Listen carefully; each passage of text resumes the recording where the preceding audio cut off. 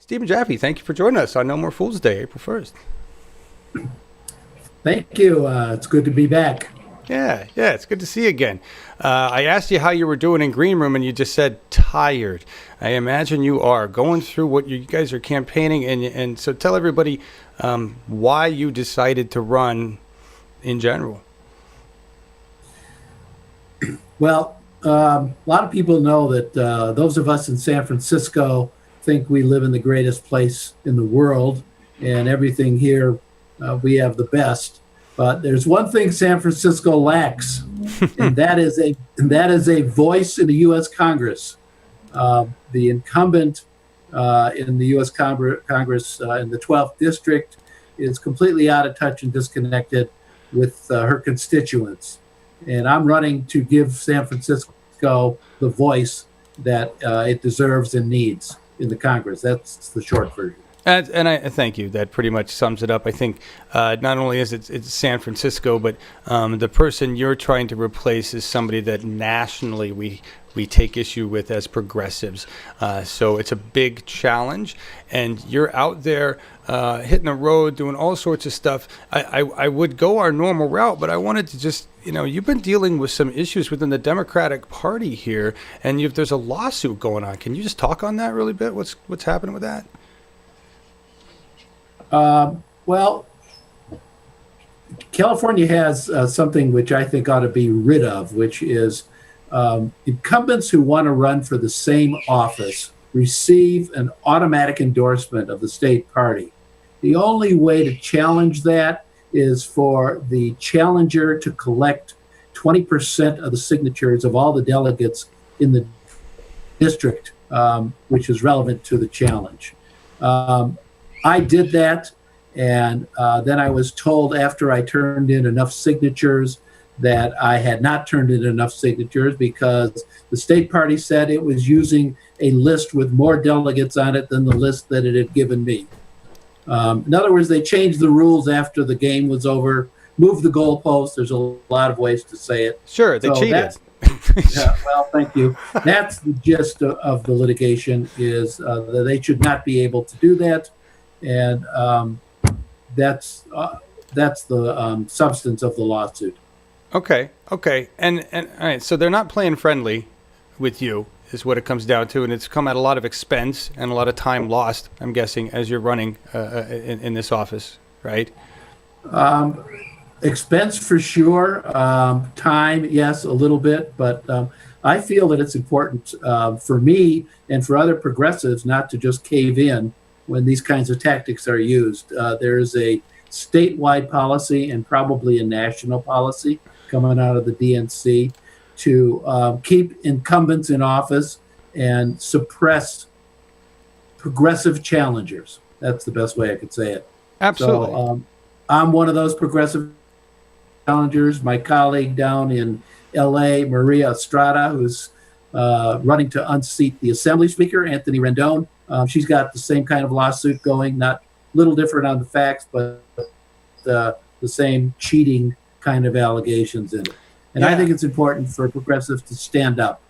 Absolutely. I mean, thank you for saying that, because that seems to be a defining piece, I think, between progressives and corporate Democrats. Is we've got one side resisting and not really moving anywhere, and another side that's trying to push forward. We want change. It's time to shake things up, right? Yeah, and no incumbent is ever going to voluntarily give up the power they have. It's got to be taken, and that's what I intend to do. Absolutely, it's time to go on the offensive in that regard, and I appreciate you doing that. You really have been on that. A lot of us in the progressive movement understand why Nancy Pelosi is foolish, but are there specific things that you want to change in San Francisco that are on top of your list? Well, there's a lot of issues that are peculiar to San Francisco and peculiar to local governance. Yes. But the ones that touch mostly on the possibility of federal remedies. Yes. I think our two problems in San Francisco are homelessness and the cost of housing, which is just, when I say it's through the roof, that doesn't even really begin to describe it. Right. And That's got to be addressed.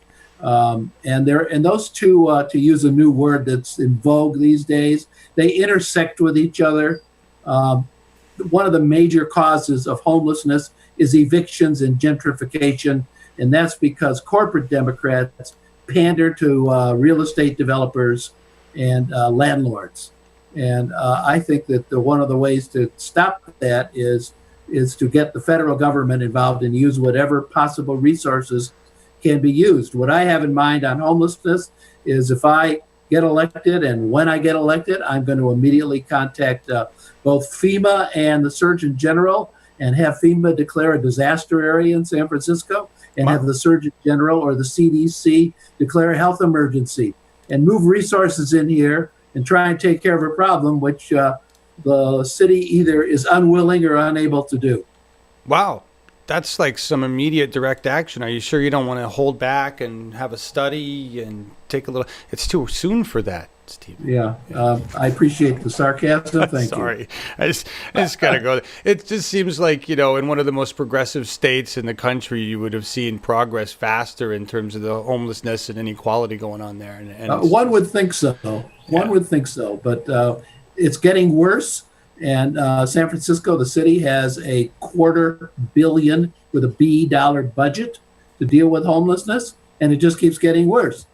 Yeah, it doesn't sound like there's solutions, and we know that I know, having looked at the donation list for Pelosi, that there's a lot of there's a lot of reasons on there why it hasn't changed. You know what I'm saying? Well, of course, and Pelosi, of course, talks about all the time how much money she raises for the party, and then she forgets to say from whom she's getting it. Right. She's getting it from corporations, for-profit insurance companies, healthcare providers, real estate developers, and people who have a stake in having these problems we're discussing not fixed.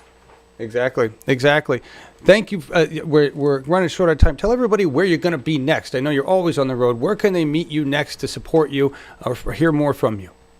Well, I'll tell you where I'm going to be next. I'm going to be hitting the streets of San Francisco. Sounds like an old TV show. Yes, it does. But, I've been going, I've been running for a year now, and I've been to, I've lost count of the meetings, the endorsement meetings. Right. I'm going to be doing house parties and fundraising, but most of my time between now and the beginning of absentee voting, which is, believe it or not, 32 days away.